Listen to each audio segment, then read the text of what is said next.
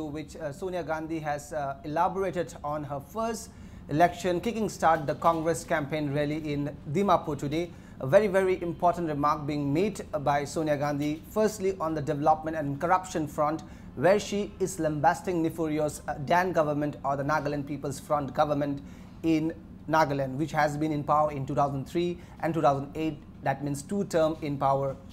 Sonia Gandhi has categorically lambasted Nefurio for the misgovernance and corruption, which she is saying. We have seen in the last two terms that Congress had a very, very significant number of vote share. In 2003, they had 21 seats, and in 2008, they have 23 seats. But despite that, they could not form the government, where we see that NPF had only 19 seats in 2003.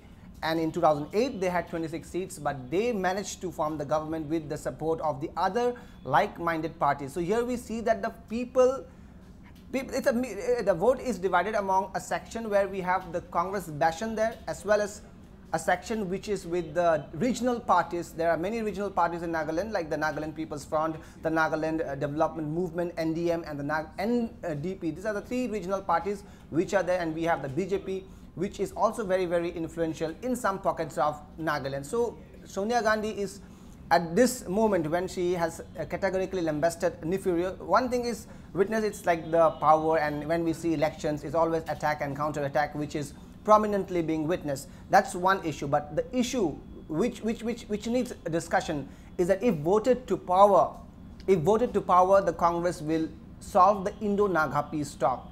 We know that the government of India is holding peace parley, the peace talk with NSA and IM for 2 decades now, and in the last 10 years we have seen how the talk has moved ahead. In fact, in last year we were getting information that there is a supra-state kind of solution is being worked out, which was to be a Christmas gift for Nagaland, but that did not happen.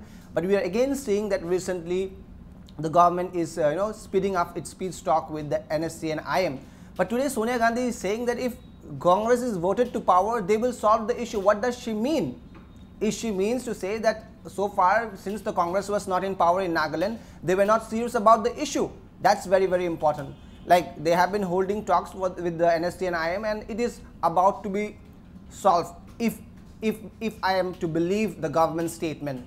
But now we see there are opposition which is coming in from Manipur. Manipur government is people in Manipur, the rights organization, the civil society body in Manipur, they are saying that they are not going to part away from the demand of territorial integrity. They are not going to part away from an inch of its land from Manipur. In fact, today also we see a statement which will be airing a short while after our analysis of the Manipur election, that how the Kuki, how the other organization who are demanding a creation of a separate state in Manipur, they are not going to part away with the land, because we know that the hills part of Manipur is dominated, or there are section of Naga population there, and they feel that the Nagas should be part of Nagaland. In fact, we see that in the last assembly election in Manipur, NPF contested around 10 seats in the Naga dominated areas in Ukhrul, Chandel and Thobal, where they could get a share of around 4 seats in Manipur. So we see that in fact Nefurio has been also very, very sincere in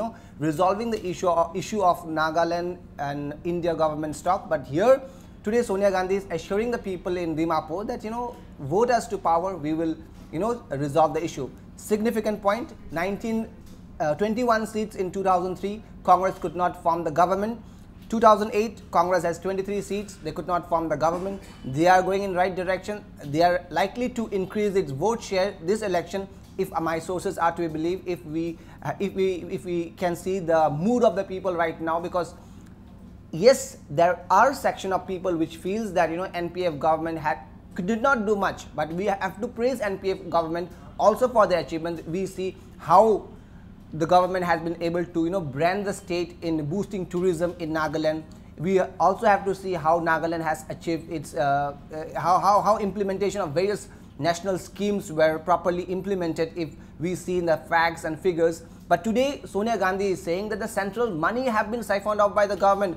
I fail to accept that people will buy the word that the government in Nagaland were not using the money properly. It's true with every state in Northeast where government of India pumps up a lot of fund, but it is misutilized, or rather a share goes to the the bureaucrats or politicians who are part of this political system where we call it democracy. As far as the Indo peace talks, Sonia Gandhi's statement is something which needs proper censorship right now, because she is saying that only if Congress is voted to power, they will take up the issue seriously. It's something which I am sure the opposition in Nagaland, NPF government will take censure of Sonia Gandhi's statement and will kneel down heavily, because we have seen how the government of India has been trying to hold parleys, talks with the NPF, and had several rounds of discussion, not only in Indian soil but also outside the Indian soil, where Isaac Sisusu and Muibai were discussing this issue.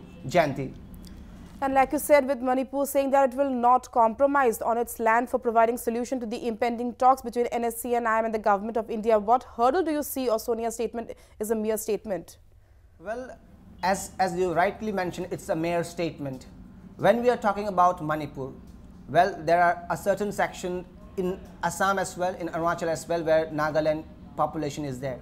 Well, if I can just recollect Nifurio's election statements, where he said that, you know, NPF will not be just a party in Nagaland, like they have expanded in Manipur.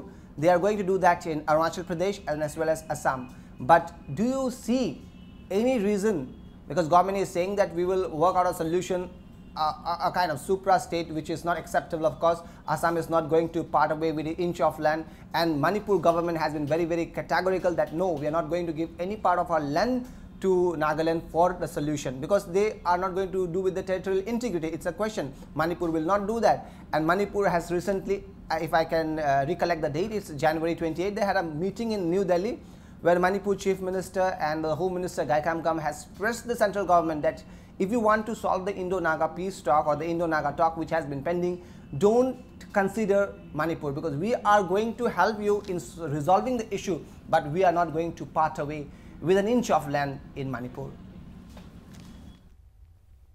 And like Sonia has said that under Nifuriyo, the state has not seen any development. How do you react on that?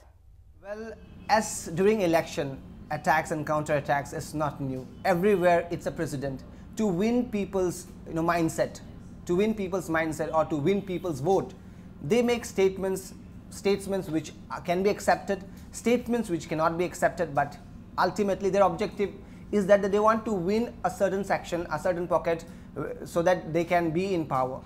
We see that Congress has done good in terms of the vote share in Nagaland in the last 2 terms, but they could not form the government. That's a question Congress needs to carry behind. Why they could not form the government despite having the right number of seats in last 2 terms, 23 in 2008, 19 in 2003, but they could not form the government. They have to think why they could not form the government. Is it that people are not accepting? No. Because we see that they have translated their words into action. That's they have got the vote and people have voted Congress, but they could not form the government because like-minded parties, as I said, like-minded parties, the regional parties are really very, very influential there.